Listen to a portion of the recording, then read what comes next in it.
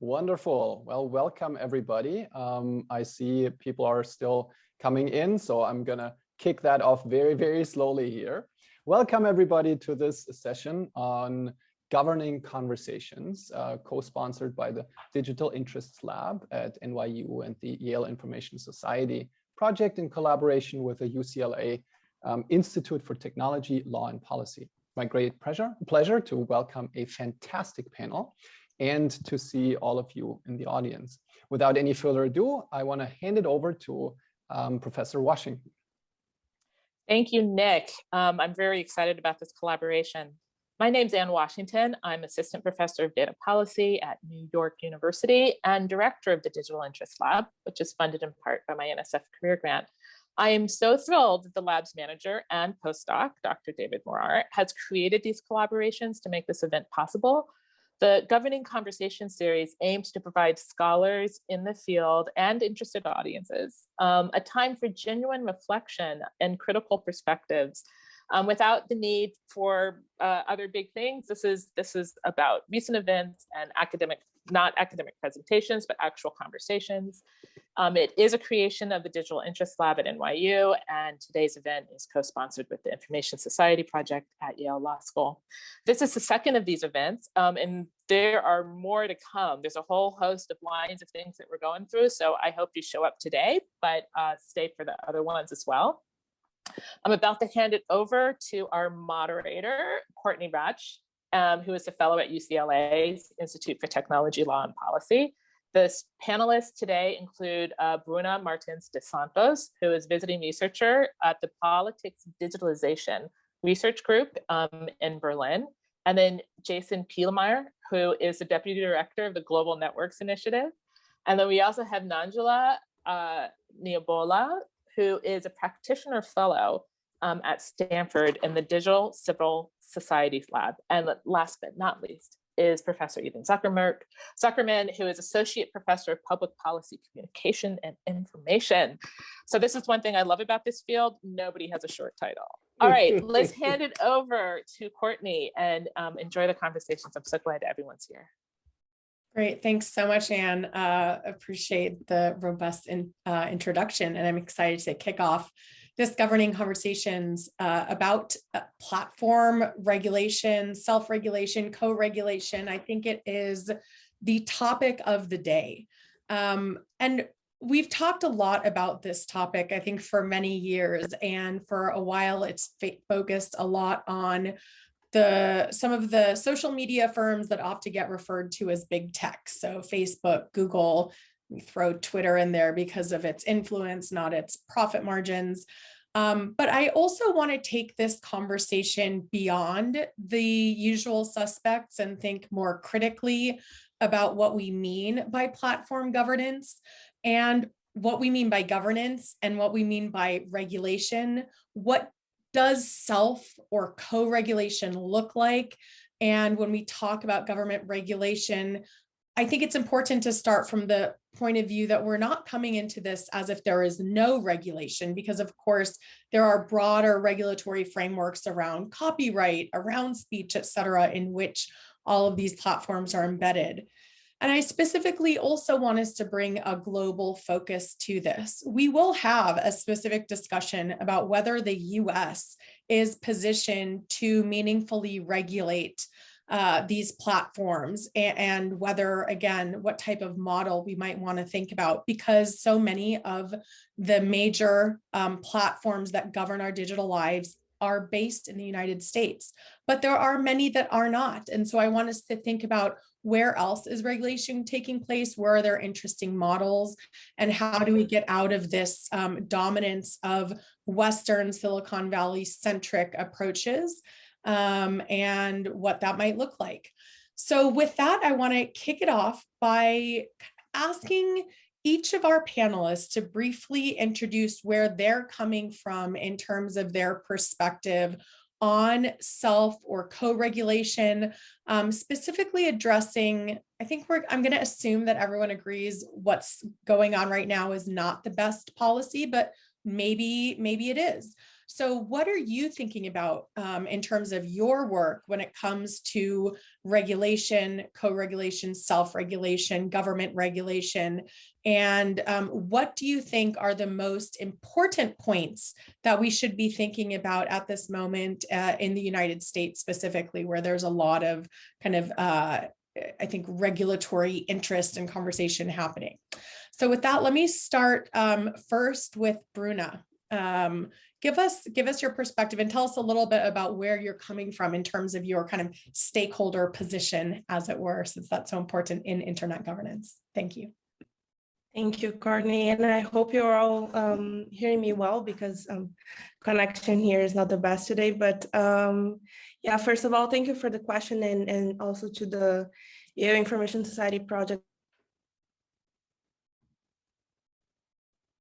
digital. Talking about perspectives and so on, like my work has been through the perspective of civil society, more specifically civil society from the Global South. I'm Brazilian. I have been working on these topics from the Brazilian perspective for a while now.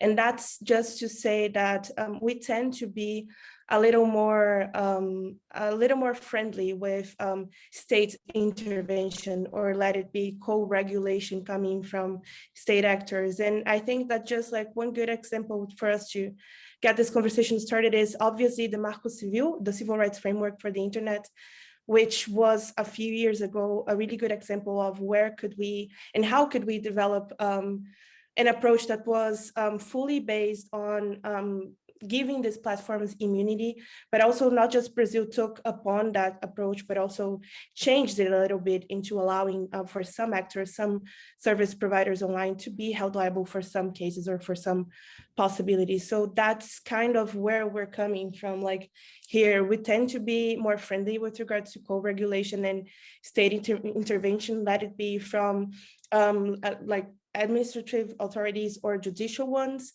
But that's how the Brazilian scenario is right now. And as we go through this conversation, you get to hear a little bit more about our dreadful or nice fake news disinformation bill. So thank you so much. Thank you, Bruna. And before we move on, just remind us, because I don't know that everyone who is listening to this or who will view it later when it's posted online remembers what the Marco Civil was. I mean, it was tell us briefly kind of what that was and what happened to it, because it seemed to be this new idea, had a lot of energy, and then I haven't heard about it in a while. Of course. So the Marco Civil is the main Brazilian legislation when it comes to internet regulation nowadays. It still is the main regulation for us.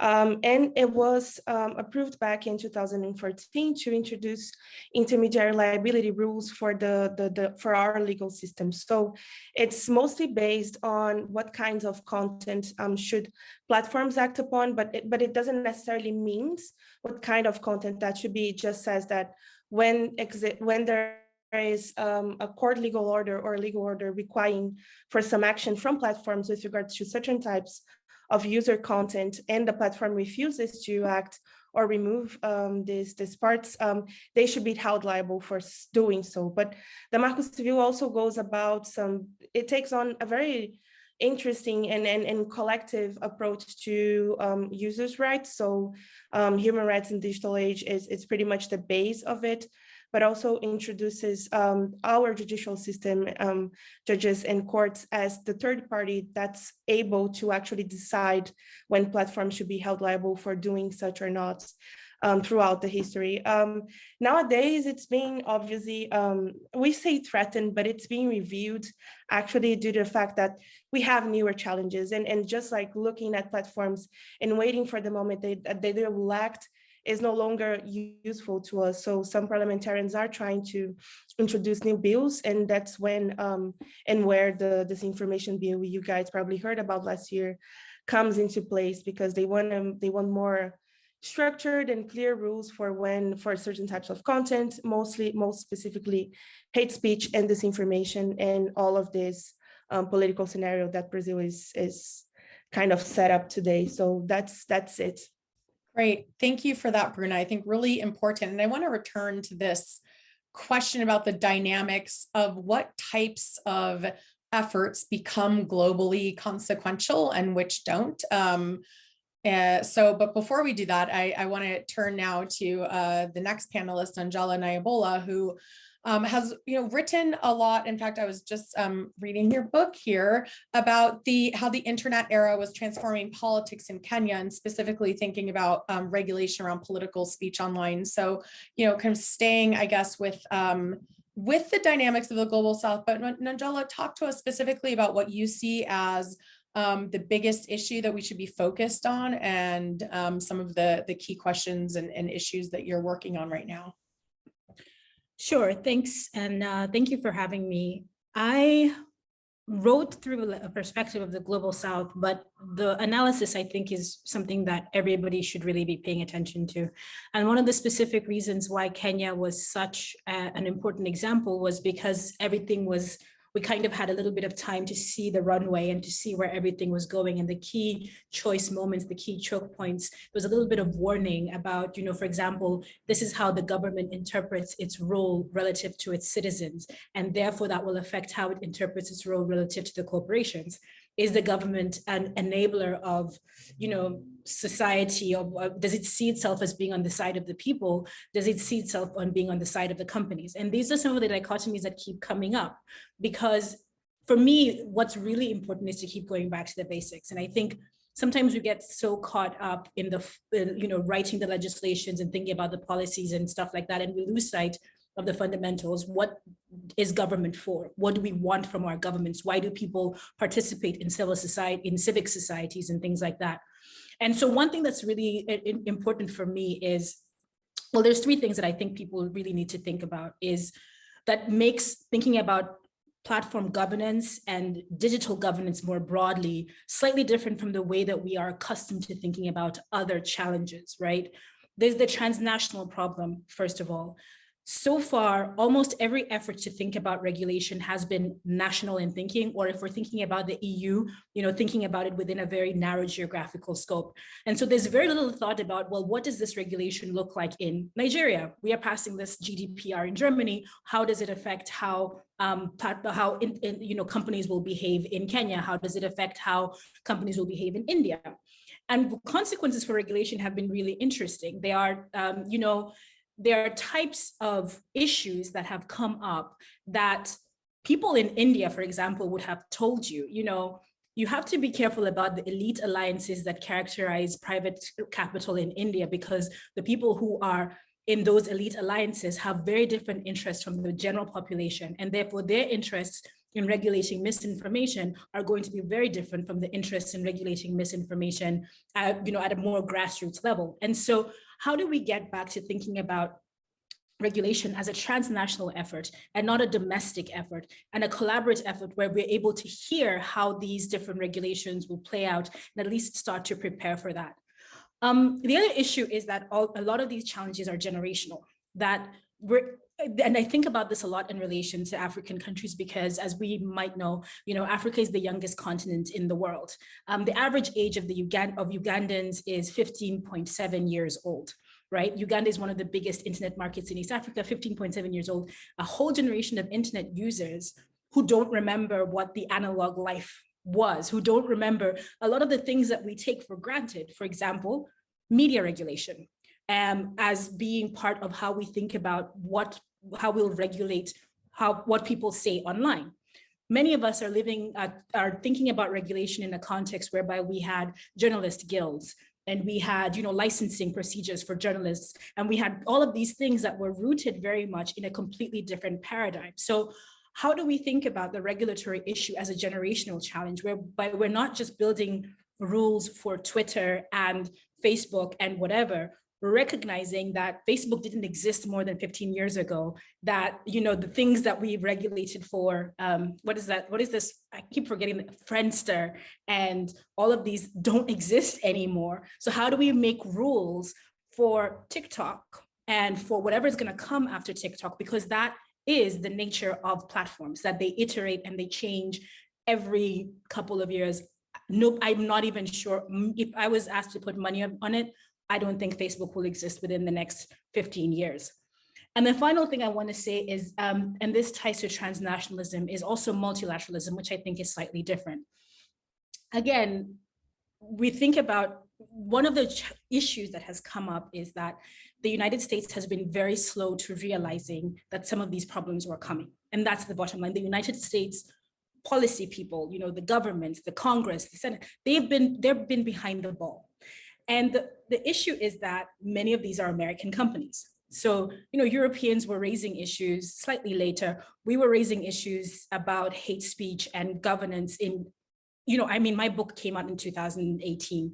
People have been thinking about this stuff in context of African countries for the last 10, 15 years. I'm sure Brazil will hear exactly the same thing. And we were waiting for the American government to do something about it. And now the American government is doing something about it and acting unilaterally. So it's congressional debates that don't have experts from other parts of the world. It's, platform spaces for discourse that don't invite people who have actually gone head to head with some of these companies and have the scars to show for it. It's, inviting congressional testimony there's a sense that if the solution comes, it's going to come from Washington, D.C. And I think that's a mistake. I think that whatever we're trying to solve here, we have to start thinking about it as a multilateral problem, that given the size and scope of the businesses that we're talking about, we have to really start to think beyond the nation state as the foundation of meaningful regulation and think about a more participatory and inclusive approach. Thank you for that perspective. Can I just briefly ask you, because you talked a lot about kind of the countries where this is taking place and legislation, implicit being that governments do need to step in and take a regulatory role. Yes, and I'll say this, I will caveat all of which I'm saying by saying that it's something that I'm constantly thinking about. And it's something that I'm constantly trying to see, well, what is the line of best fit? Because I think about what happened in January, for example, whereby a rule, it was the first time where the platforms took action against January of last year, took action against the US president. So kicking the US president off the platforms. And looking back at that moment, I think a lot of us would say that was a net positive. That was actually a good thing because, there was that study that was published that said the number one driver of misinformation around COVID in the United States was actually the former president, Trump. A week later, same regulation applied in Nigeria results in the government of Nigeria shutting down Twitter they just got back, I think last week. Same rule, different contexts, different outcomes. And so what I'm always trying to find is what's the line of best fit here? Because the quality of government, how government behaves vis-a-vis the civilians is important. We can't just pretend that we want, the military junta in Myanmar to have exactly the same powers as a democratically elected government in another part of the world, right?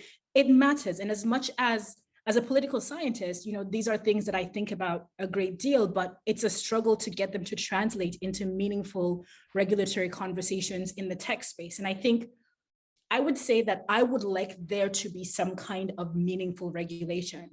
I am still working on what the source, what the origin, and what the form of that regulation would be, because I keep coming back to, do I want my government, the Kenyan government, to have the power to switch off the internet at will? No, absolutely not. Do I want them to have the power to pass punitive taxes on private corporations, which they do? Absolutely not. But I'm not upset when, former president gets kicked off the platform and some of these demagogues get kicked off the platform. So I'm still trying to find the line of best fit, but I think that's where the tension is for me. Who's going to do it? And I'm still working on that. Thank you for that.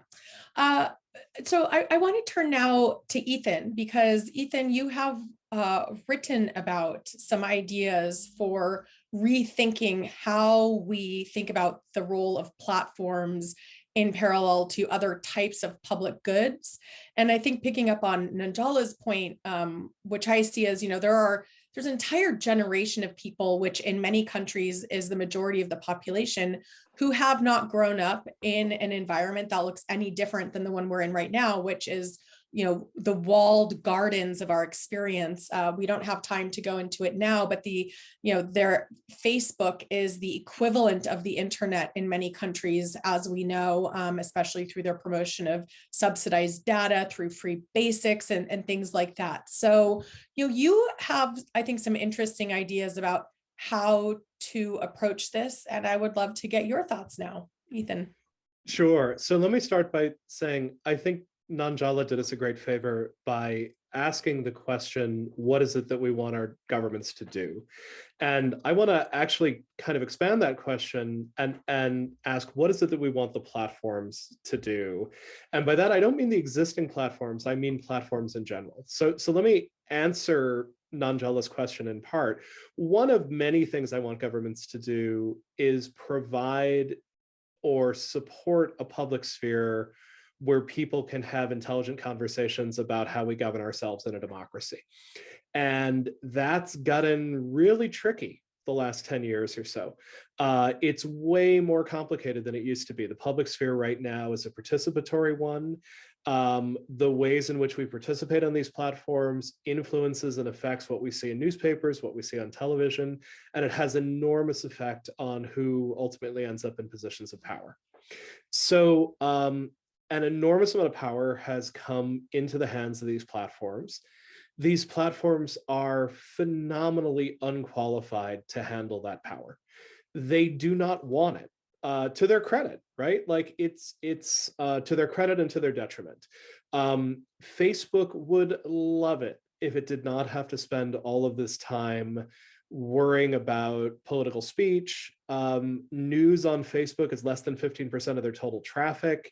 If they could simply shut it off and not be involved in discussions of politics, it would be a revenue rounding error for them and it would make their lives so much simpler. But what's happened is that we have these platforms that promised us we are the space to discuss anything and everything.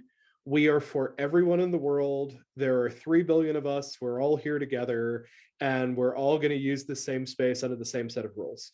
That's insane. That's a crazy way to try to build a platform.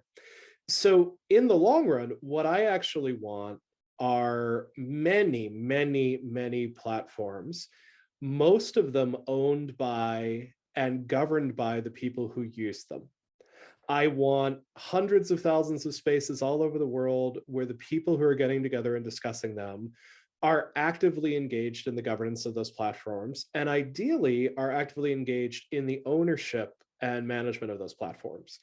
It turns out when you're not trying to run a platform with surveillance advertising, it's actually surprisingly inexpensive to run discussion spaces online.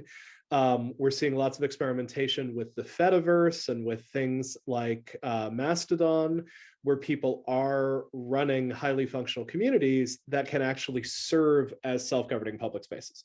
So that's the big picture. The big picture is, how do we get away from these one-size-fits-no-one platforms controlled by Silicon Valley people that are just trying to make as much money as possible and having negative implications individually and societally all over the world. The interim steps are way trickier and more complicated. I don't know that any of the proposals that I've seen on the table that focus on governing content make me particularly happy. Because at the end of the day, I'm not thrilled about a national government, whether it's the US government, the Kenyan government, the Nigerian government, saying this speech is good, this speech is not good. And again, Nanjala did us an enormous favor here. Look at the Nigerian example. In the case of the US, Trump gets deplatformed and thankfully the internet's still on. In the case of Nigeria, the president gets deplatformed and Twitter is inaccessible in Nigeria for 7 months.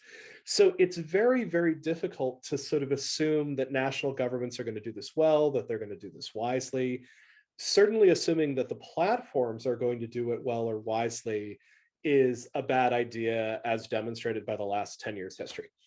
So what do you do with regulation in this space? You regulate transparency, you regulate the ability to do algorithmic audit, you make it possible for governments to come in and say, we want to run a set of test cases and figure out Are you promoting misinformation? Are you discriminating against certain types of people's speech? Are you making it harder for people of color to have their voices heard? Are you making it harder for Democrats or Republicans to have their voices heard? You want legislation that makes it possible for us to hold these platforms accountable. And you also want legislation that makes it possible for us to decenter the existing powers. The long game that I'm pushing towards is something that I've been calling digital public infrastructure. It's this idea that these spaces are so important to a democratic society that we need to treat them like critical infrastructures. And either we treat them as something that we have a universal access right to, that might have state subsidy to make sure that we have universality associated with it, and that we have intense oversight, or you try to mandate interoperability to the point where you can let those hundreds of thousands of flowers bloom and let people have lots of different platforms that they have a great deal of control over. It's a big, long argument. I've written about it in a bunch of places. I'm throwing out sort of the 500-word version of it because I want to make sure that we have a bigger conversation here. But here's the big thing I want to say. If our conversation focuses on regulating the existing platforms and does not think about a different future, we are guaranteeing a world in which those existing platforms are the ones that we're going to have in the space for the next 20 to 50 years. If we do not figure out some way to say, how do we change this landscape? How do we govern it differently? How do we put the control points in different places? We are locking in the shitty situation that we are in right now. So I'll stop there. Yes, I absolutely can agree with you more. And I think, I just want to pull out on something you said, which is, I think a lot of the community is realizing that the idea of regulating the platform should actually be regulating, as you said, the core issues that we want to solve for, and inhibit discrimination, encourage transparency. And so working on those so that any platforms, whether we're talking about one of these content platforms, or whether we're talking about Spotify or Amazon or whatever it is fitting into this. But I just want to press you, because I feel like there's this tension between these two ideas about digital public infrastructure. If we think about our public infrastructure, like the roads, the airports, the army, whatever, we don't have to manage them. We don't have to pay a lot of attention to them. Like, the idea is, you pay your taxes and then they work. But then you've said, like, we need to have more platforms that are governed by the people that use them, and ownership and management. And like, for me, there's a big tension there between a lot of effort. And especially if you look at Wikipedia as one of those self-governed platforms, and how few people actually edit it. And again, about all of the power dynamics and issues that are reincorporated there. So just that tension between those two things, could you address that before you? Yeah, absolutely. And this is one of these things. I'm wrestling with this question of whether infrastructure is the best way to talk about this. The nice thing about talking about infrastructure is that you get to talk about public goods. You get to talk about this idea that we need things in a society that maybe don't make money, but are essential because they make everything better. And spaces for discourse, I think, probably qualify as something that might need to be served with public goods. By the way, I'm a strong proponent of public media. I think having a baseline of news that is subsidized through taxpayers is incredibly important for those sorts of public goods. What I am not suggesting, though, is the US government-owned Facebook or the PBS of Facebook, because I just don't think that's a great model. What I am suggesting is that one of the things that the voluntary community, the cooperative community, the open source community has had enormous problems with is generating sufficient capital for innovation at scale. Wikipedia is remarkable. It's one of those sort of rare success stories, but most of the projects have a really hard time sort of saying, hey, we could really use $20 million to figure out how to build this next incarnation of software. That is something that would actually be a great thing to do with taxpayer money. So the tangible proposal that I put on the table is throwing an income tax on surveillance advertising, putting it out there as a tax on revenues earned by a Facebook or Google, and using it to fund national or regional pools for innovation around public infrastructure that is actually supporting community-run and community-managed social networks. So the goal is not to subsidize it as infrastructure in the long term. That gets into all sorts of questions about government control, but it's trying to figure out how you solve the problem of creating that capital pool, which is something that the voluntary sector, the cooperative sector, has had a very hard time achieving. Thank you, Ethan. I'm going to turn now to Jason. Jason, works at the Global Network Initiative. I'm also a member there for full transparency. And in one sense, we can look at GNI as an example of, if not self-regulation, kind of like creating some sort of normative standard or basis around human rights, specifically as it relates to government intervention in tech. On the other hand, I think that there is a big debate about whether, GNI is up to its role, given how the challenges and risks to human rights posed by these technologies are not simply coming from states. So, Jason, talk to us about how you are looking at self and co-regulation and kind of GNI's role there, and to this idea of the areas that we can regulate. We know that GNI has put together several policy positions around content regulation, but also just more broadly around human rights. So please go ahead. Thanks, Courtney. Yeah, first of all, thank you to the organizers for inviting me, and to fellow panelists for getting started, which is really interesting and thought-provoking comments. So GNI, for anyone who isn't aware, Global Network Initiative it's about a dozen-year-old effort that surfaced initially when companies began expanding their products, offerings, and services on the internet in a truly global manner, and started to receive demands from governments, including governments that don't obey traditional sort of concepts of rule of law and human rights, to either have access to their user data or to censor certain content. And the companies flailed for some time trying to figure out exactly the right way to handle those kinds of demands. And the GNI was the result of a bunch of different conversations between civil society actors, academics, investors, and companies that eventually merged together. The GNI principles on freedom of expression and privacy, and a later set of more detailed implementation guidelines, essentially offer a sort of approach to how these companies should deal with government demands that's been validated by this broad set of stakeholders. And the companies that subscribe to them and join GNI commit not only to implementing them, but to having their implementation reviewed on a regular basis by GNI. So we do an assessment process. And we've been doing this now, as I said, for almost a dozen years. The GNI membership has grown quite significantly since then, which is great.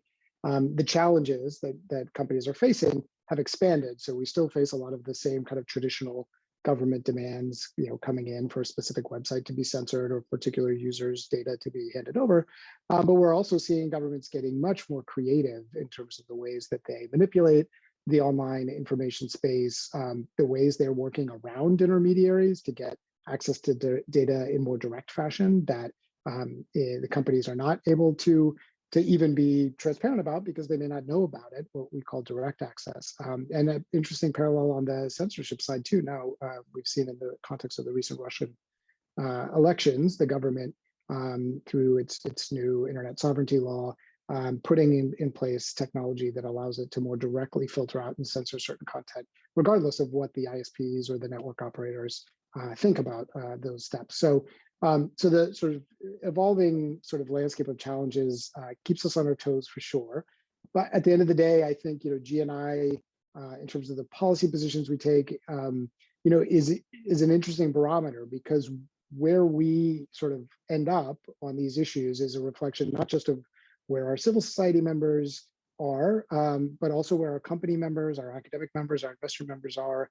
And there's, I think, a clear progression that one can sort of see looking back at GNI positions over the years. I've only been at GNI for the last 4 years, but even in that limited, more recent window, we've become much more comfortable, I think, as a collective with the idea that, yes, governments have a role to play in regulating the online space. The harms are very concrete.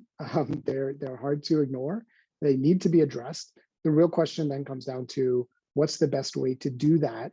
And I think, there's not a whole lot that I can offer in addition to what's already been said, but I think just a couple big points. I mean, I would really underscore that sort of where we are in the evolution of this regulatory journey. We have to remind ourselves we are, I think, still very much at the beginning, and regulations will evolve very significantly over time, as will the technology, as Ethan mentioned. And so being a bit humble and a bit flexible about the kind of way we approach this, trying to focus on first principles, getting the kinds of transparency and the kinds of structures in place that Ethan was referring to that can allow us to have a better understanding of the dynamics that lead to the harms that we're all concerned about, and then the evidence to show what the right intervention points might be. It may be a different way to intervene on disinformation than on terrorist use of the internet, for example. But we're not going to know that unless we have a better collective sense, and regulators and lawmakers in particular have a better understanding of how platforms are operating and how these challenges are emerging. So I think focusing there is a sort of approach that makes a lot of sense. Mandating more transparency, mandating more interoperability, mandating more mechanisms for collaboration. And I think that's kind of where GNI comes in. So GNI, in addition to sort of providing this occasional review of how companies are implementing the principles, also then allows for the civil society, academic, and investor members who are engaged in that exercise to proactively advise companies on what they should do better, what they can do better, and creates a degree of trust and confidence among the stakeholders within GNI that does form a degree of kind of collaborative governance, right? The companies, of course, don't have to take the advice that they get, but I think they're more likely to take the advice from organizations that they have worked with over the years, who they know have a sort of more sort of sophisticated sense of the kinds of challenges they face around the world and the pressures that they're on the receiving end of from different governments. And so if we can create those kinds of, I mean, I take faith from the kinds of collaboration and the kinds of positive outputs we're seeing within GNI that, which is focused on this relatively narrow issue of how governments are pressuring companies, that those kinds of collaborative spaces, if we can foster them, if we can create them, we can build the necessary trust and sort of understanding, can also be fruitful sources of policy interventions, of company practices to address other sort of interesting and important dynamics that we're seeing and that we all need to address. So I think that's the kind of big picture lesson that GNI can offer. GNI isn't going to solve all of those problems, but I think the kind of collaboration that we represent and demonstrate is possible is something that we can all strive to create more of in different spaces and in different ways. Thanks for that, Jason. I think it is interesting, like seeing how the network of members has grown to be more inclusive from many more countries and languages around the world, which I think is a promising trend to address some of the issues that Bruna and Nandala brought up at the outset. On the other hand, to some extent, GNI might be the ultimate proof that self-regulation doesn't work. Because if you think about self-regulation, press councils mentioned earlier, the kind of media parallels, the idea was that there are these, general codes of conducts, self-defined rules about what needs to be followed and not. And yes, there are these human rights assessments, but of course, Facebook is still, part of GNI, and these companies that have committed massive human rights violations and hidden research into, the impact of their practices and don't face repercussions. For example, being kicked out or being identified as not adhering to the self-regulatory norms or codes of conduct. I think that's something that we need to consider in the self-regulatory framework. So, I guess with that, I would just ask you, do you see do you see a role for mandating these types of collaborations? And mandating these types of collaborations as part of the answer to a co-regulatory approach? And how do you do that in a way that doesn't disadvantage or essentially turn civil society and academics into unpaid labor for the most wealthy most wealthy companies in the world? Yeah, so great. I mean, great questions. I think I would say, GNI has a good track record when it comes to what it does, which is to focus on how companies are responding to government demands, restrictions, and pressures, and to seek improvement in that, right, in how those companies do that. And I think there are endless instances where you or I or the general public might disagree with what a company did vis-a-vis a specific demand that they received, and there will continue to be. But at a sort of meta level, at a larger level of kind of generalization, I think at least the trend has been in the positive. The companies are much clearer about how they process these demands, clearer both to the governments that are making them and to their users. There's more transparency about the number of demands and the ways that these companies respond to the demands.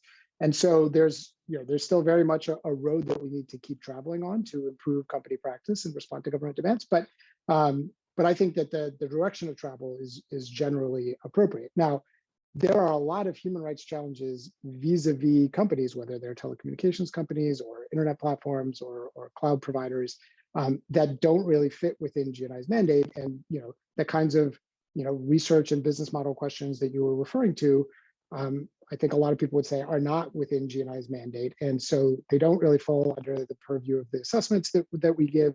The principles and the implementation guidelines are drafted in a way that I think could be useful, depending on how they're used by companies, that could help them foresee and hopefully mitigate the kinds of negative impacts that we're witnessing. So here I'm talking more about like the human rights due diligence commitments, the framework for conducting human rights impact assessments.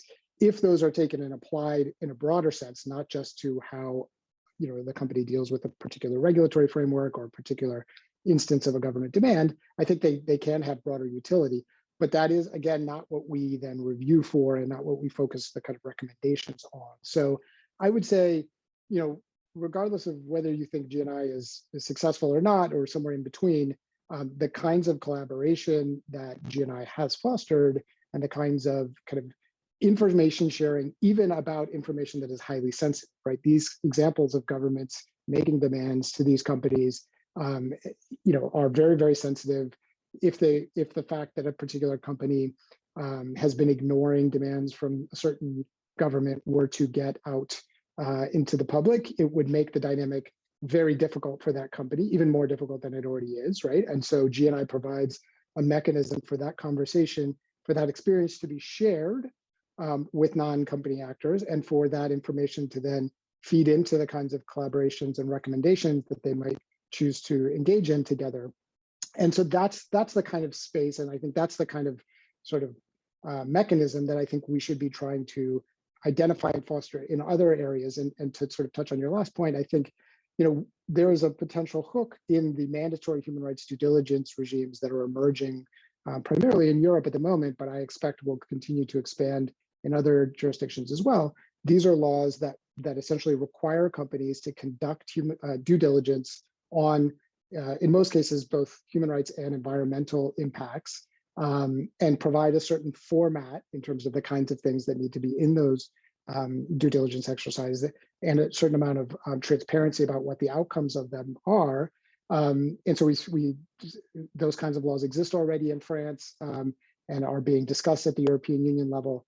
And I think at some point that can provide an overarching architecture for saying, okay, when it comes to specific human rights harms related to technology, here are suggestions about the ways in which companies should do that human rights due diligence, and initiatives, voluntary initiatives, sort of grassroots-driven initiatives, civil society-led initiatives can emerge, and in an ideal world, at least in my ideal world, can be sort of sanctioned as like, yes, if you engage in this kind of an exercise that has civil society validation and meets certain criteria, that will count as your compliance with this broader due diligence regulatory obligation.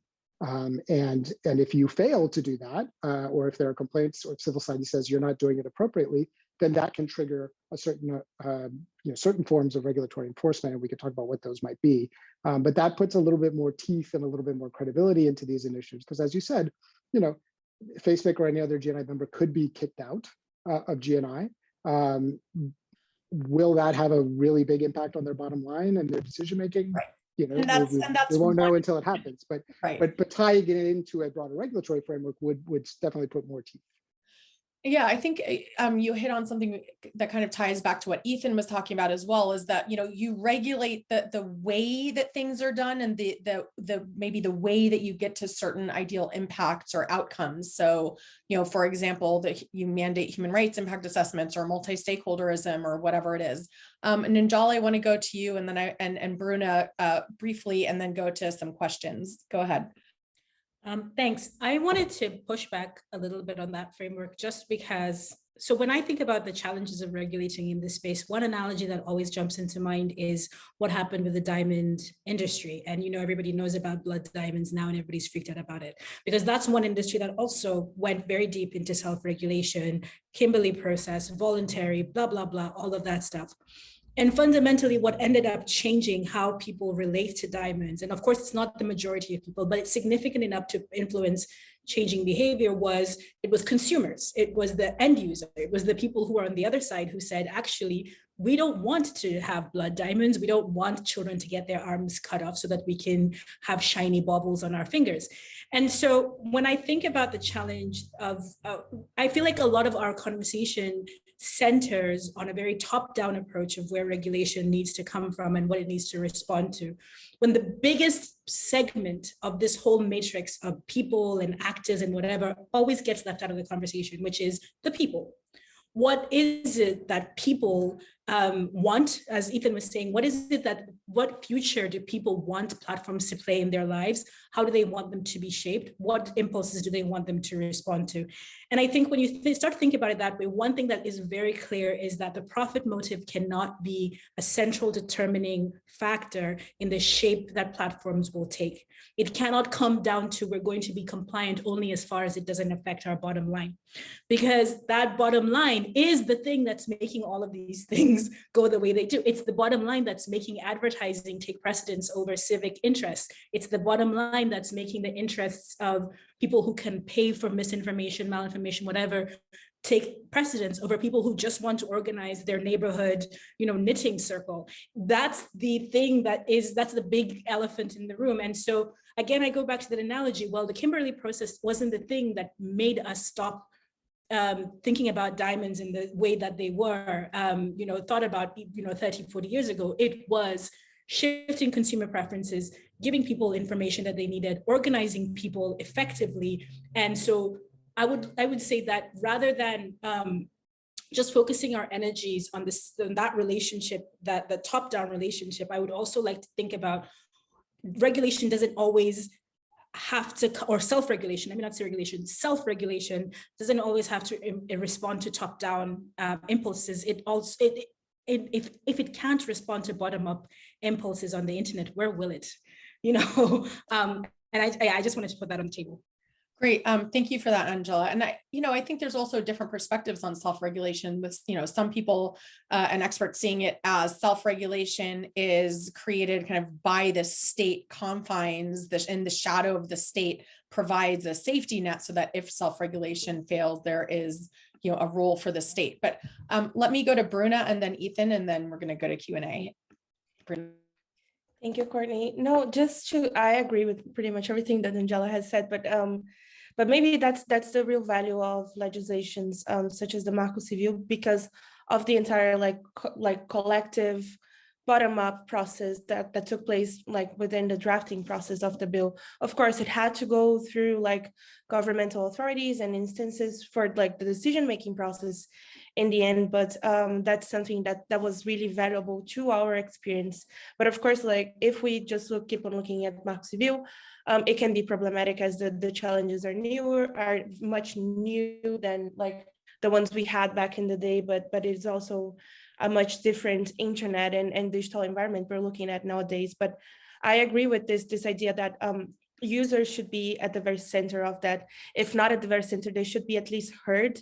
And that's some of the things that I guess like civil society or even like academia has kind of the power to also do, to translate some of these discussions, try to explain them to end users, and try to make the conversation as easy as possible, because we do know that it's not everybody who understands how Facebook can be a black box, or like how problematic is the algorithm and Spotify or anything like that. So this part of it, actually like translating and explaining the discussions, is something really relevant. But just to wrap up, I guess if we're also like thinking about a shopping list for such regulations or such discussions, first of all, this problem, the narrowness and geographic scope of that can be problematic. We all know that legal systems are different, legislations can be different, judicial authorities can also be very, very different if you compare approaches and so on. If you look at Brazil, it can be more similar to how Germany or Europe nowadays can be, when it's like more focused on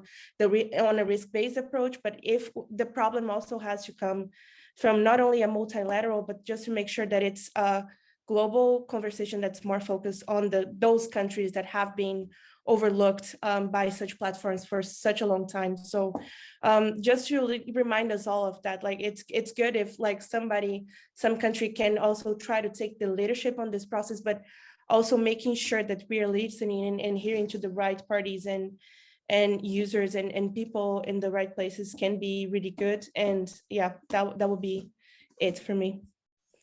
Thanks, Bruna. I mean, to one extent, I feel like, in response to both of you, that these types of conversations and a lot of the, workshops and new institutes and initiatives that are coming up are exactly designed to center the user and to bring in that perspective. But also, a lot of users, again, like to go back, and I'm going to go to Ethan next, so I saw his hand up, most users do not want to have to deal with making sure the pothole in their road is fixed. Like they don't know or care enough about, what the algorithmic, decision-making or transparency report of whatever platform said. They just want it to work and do what they say it, what it's supposed to do and not cause harms. And I mean, I would push back and maybe say that this idea of duty of care might be a more user-centered perspective, because there are a lot of parents of children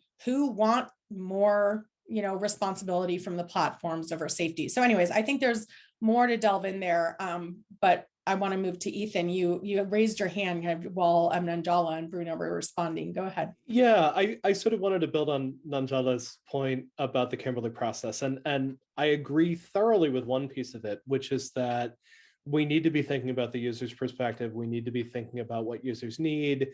The fact that users have zero voice and also zero exit, right? Not only do they not have a particularly effective way of telling platforms that they're not happy, but the threat to leave is a completely absent threat. So look, I write ferociously about Facebook. You go back and look at my writings in The Atlantic, and I have a long string of things complaining about Facebook, but I'm a Facebook user. I use Facebook every day. Why do I use Facebook every day? Because my sister posts photos of my niece and nephew on Facebook, and there is no way that I'm going to give up watching those kids grow up out of, the philosophical principle that I hate this company. So I am locked in. It is not as easy as saying, I'm not going to buy an uncertified diamond, I'm going to buy a certified diamond. You would actually need a legislative structure that made it possible for me to do something like, I don't know, subscribe to my sister's RSS feed and have it in an open source aggregator like the one that I started writing called Gobo, and that I'm able to view that content without being tracked by Facebook's trillion different ad trackers associated with it. So it's a space where absolutely helping the consumer is really important, but you actually have to have significant structural changes, because right now, asking a consumer to make that choice is just not fair. It's basically not choosing between a bad product and a better product. It's choosing between a bad product and no product, because right now there's no compatibility with those existing networks. So look, I think where you're going, Courtney, as far as duty of care is a good way to think of these things. People have also tried to use the notion of fiduciary responsibility, that if Facebook's going to have your data, they have a fiduciary duty to you. That would be awfully different than how they handle your data now. Those are all paradigms that we could try in a regulatory structure. But I want to sort of, maybe say two things before we go into the Q&A. The first is that turning Facebook into a fiduciary that has to care about you and using your data doesn't actually solve this much larger problem of Facebook is a monarch. You don't get a voice into how those content discussions are going. And for me, at the end of the day, that's still an unacceptable way to sort of run a community. For me, in all of this, the notion that these questions are going to be taken on purely by self-regulation is very hard for me to get my head around. I'm glad GNI exists. I was involved with the founding of GNI and the very early years of it. I think GNI has actually been very effective in showing us what those limits are. I think GNI has done a very good job of creating a space where the platforms and the activists and the academics can talk about some of the more egregious cases and sort of declare, here's a bare minimum. But in sort of getting to this more aspirational state of, again, what it is that we want the platforms to be and to do for us as spaces in society that are not taking advantage of us, that are creating a space for us to have an open democratic conversation about the future, I don't think we've been well served by leaving so much of the space up to self-regulation at this point. Great. Thanks for that, Ethan. I think that point about, the constrained choice that we get. And again, if you have to be on these platforms for work or whatever, you don't even get that choice. So that's something important as well. And I would just even say, I really appreciate learning more about the Kimberley process. I think that's really interesting to think about as a parallel, and also how we talk about users. And I think even staying in this framework of user-centric might even be wrong, because maybe we need to be thinking about the public, the citizenry, the humanity, not just like users, because inherently the term user is about the platform versus the end result we want to create, which is not a fully formed thought right now. But I also want to really bring in these questions, which kind of they do interrelate, because on the we're talking about alternatives, data portability, for example, your RSS feed to your going out, creating your own platforms. And I guess one question is, even if we have that, are you going to see major platforms coalesce around the same decision-making processes? So, the example of Parler was an alternative social media platform, but then it's kicked off of other platforms that it depends on, which reinforces the hegemonic decisions of those dominant platforms. And then another question around interoperability. And this increasing request for Spotify and Apple to moderate podcasts, the expansion of content moderation, into other domains than we typically see it. I've also seen this with Amazon book reviews and publishing, and whether this then whether people want to forego the control that walled gardens are able to provide, because it does seem like some of the alternatives, anything goes sort of platforms either don't get you the user base, or they can't get the services provided that they need.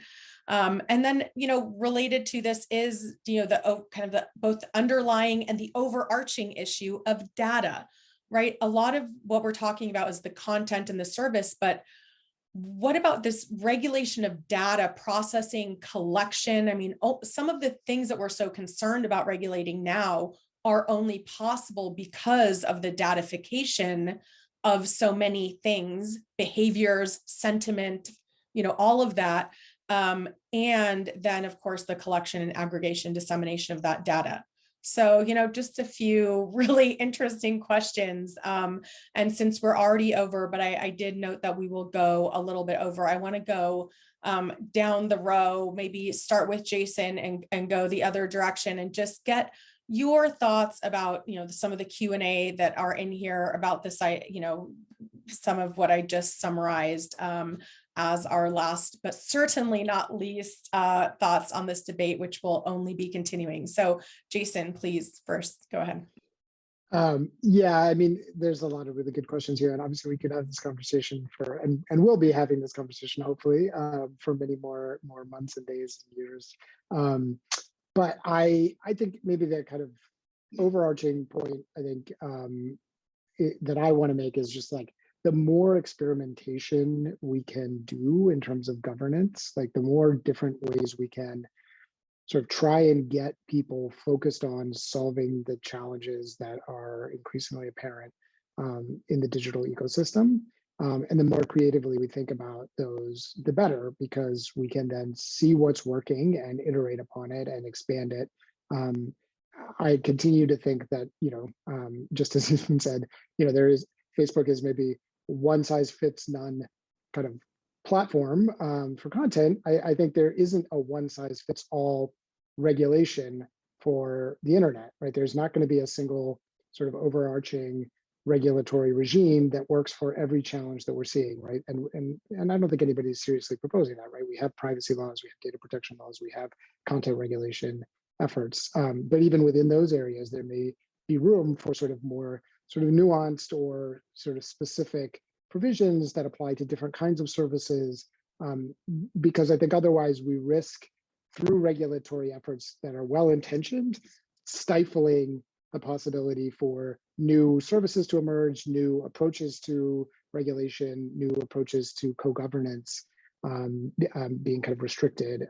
So, I don't want to take that so far as to say we shouldn't do anything, because I think that's clearly not the paradigm that we should be following. It was the paradigm for a long time, and it's clearly not where we are. But I think experimentation in whatever ways we can foster it, and we don't have to, and I guess the other point I make is we don't have to wait for governments to do that. A lot of the ideas that Ethan has written about and proposed, some of that can start happening, organically and through sort of citizen-led efforts. There can be, initiatives taken between civil society organizations and companies along the lines of what GNI does, and can focus on other pressing challenges. And there can be academic experimentation and research, and there is a lot of it, and I take my hat off to those folks who are trying to do it, despite sometimes not having access to all the data that they would need to do it in the kind of most methodologically thorough way, to help illustrate where there's challenges and where there might be solutions. So there is a lot happening, and I guess I would just want people to kind of sort of take faith and hope in all of these creative ideas and this good work that people are doing, notwithstanding the constraints. And my hope is that in the longer term, we will find the right regulatory approaches. It's going to take some hits and misses, but eventually we'll get there. Thank you, Jason. Ethan, over to you. So let me start by responding to Jason. I really appreciate that sort of hopeful note at the end of it about experimentation. And now I want to steal all the hope away from it and crush everyone's souls. So I am actively building decentralized social networks. I build a social network called Small Town that runs on top of Mastodon, that's designed for work for community conversations in small communities. I'm building a platform called Gobo, which lets you subscribe to social media from all sorts of different providers and control it by having control over the algorithms rather than being governed by the algorithms. I have two big problems. The first one is I can't raise money. Most of the excitement in this space is around Web3, because those folks can literally print their own money. The tech doesn't work, but so far people are willing to invest in it, whereas the sort of open source and cooperative space is uninvested. And I should say, I do have some good support. The Ford Foundation, the MacArthur Foundation have stood up to help me out, but I'm doing this with grant money from foundations, whereas other people are doing this with venture money, and that's a huge problem. The second is that as soon as I try to force compatibility with existing social networks, they sue me. So if I try to work with Facebook and essentially say, I should have the right to take my posts out of Facebook, they cut off my API access. And that's happened to many, many people in the space. So we can't just encourage people to experiment in this space. We actually have to take on the fiscal and the regulatory structures. Otherwise, we're going to end up in the world that we're already in. I really appreciate the questions we got. I think the way that I would answer the podcast question is that when you pressure an Apple or a Spotify to take someone off the air, what you're really doing is one of two things. In Apple's case, you're treating them as a curator. And you're basically saying, hey, Apple, as a curator, I don't want you promoting Joe Rogan for the following reasons. And maybe that's legitimate. Maybe, Apple, which makes other curatorial decisions as far as adult content, maybe this is a very reasonable thing to do. It's a much better case with Spotify, which is paying $100 million to keep this guy on the air while he's doing terrible, terrible things to public health. And you can sort of say, you really shouldn't be endorsing that. In neither case are you actually talking about deplatforming anyone. You're not actually chasing them off the internet. And this comes to questions like Parler as well. It is surprisingly hard to chase people off the internet. If you want to go read Stormfront, literally run by Nazis, like literal swastika Nazis, you can do it. You can go find Stormfront. It is really not hard to find online. And they have managed to stay online for the entire 30 years that I have been on the internet. So deplatforming is just a much less serious threat than most people sort of end up thinking about. If people want to find you, you're going to continue to find a way to have an audience. So that's a hodgepodge of thoughts, but reacting to Jason's really thoughtful comments under those questions. Thanks, Ethan. It makes me think about, you don't have to put Mein Kampf at the front of the library and recommend it to everyone who comes in, but you don't necessarily want to ban it. All right, Nanjala, over to you. I mean, I don't know what else I could add to what's already been said. I think we've covered all the bases. If I were to reemphasize anything, and this is something that I'm really focused on right now moving forward, is to get back to the fundamental questions. And, one of the ones that Ethan put on the table, what is it that we want these platforms to do in our lives? What is it that we want them to represent in our political lives, our social lives? And that will kind of give us a really good roadmap for what kind of regulation will get us there best. I think right now, and one of the things that I really go into detail in the book is that in some countries, the platforms are sources of news and sources of information. In other countries, they are the internet, as you said. They are the place where people go to get everything that has to do with the digital. In other countries, they're not even necessarily the most popular. The market is so split up into so many smaller institutions. The things that we think are the most popular. Telegram is the most popular messaging platform in Ethiopia. And that's why a lot of the big companies are aggressively trying to get a foothold into the Ethiopian market because it's 110 million people, many of whom are under the age of 18. So, potentialities and all of that. So I think going back to the fundamentals, I think is really important. History is very iterative and very repetitive, and we've been here before in terms of having to respond to a new communications medium and having to respond to a new way of connecting to each other.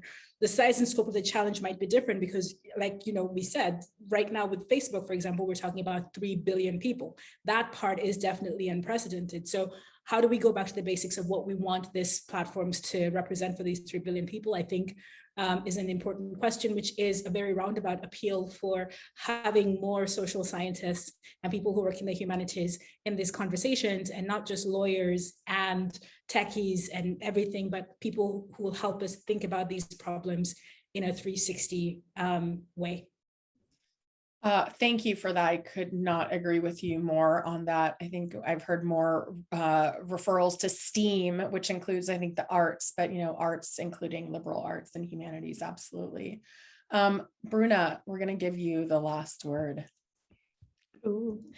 No, just to add one more problem to this conversation is that the issue is still that governments and legislators are very much scandal oriented. They tend to promote responses only when asked, only when in times of crisis. And maybe the action that the US Congress has been taking upon platforms past the capital invasion, or even how Brazil is trying to regulate platforms in the electoral scenario, or disinformation can be really good examples of that. If we continue to only discuss solutions and projects and draft bills only in times of crisis, our capacity of response will continue to be limited. We'll continue to focus on one or two platforms, such as Germany is now trying to focus on Telegram again. So one very simplistic take to the podcast interoperability question will be that it will only be looked upon until it becomes a new scandal, a new issue, and until like a huge problem actually happens. But just to wrap up, I agree that there is no one size fits all approach to this matter in terms of like one draft bill or one draft process or a treaty or anything like that. But I do agree, but I do think at least that we have been developing some consensus around new topics in the past years that are present in the DSA nowadays, that are present also in the newly introduced draft bill by the US Congress on targeted advertising, and some other discussions around transparency, increased transparency, and also other topics that are hot topics right now. So just to mention that, I think that the next avenues will be due process and new avenues for users' complaints, more documenting local languages, and this increased transparency we talk so much about. So this can be maybe taken upon as a consensus for whoever wants to drive these legislations and discussions. But I do agree that there is no one size fits all, but that's it. Thank you, Bruna. I want to thank everyone who has stayed on over time, because I think there's just so much to delve in here, but I do want to wrap this up.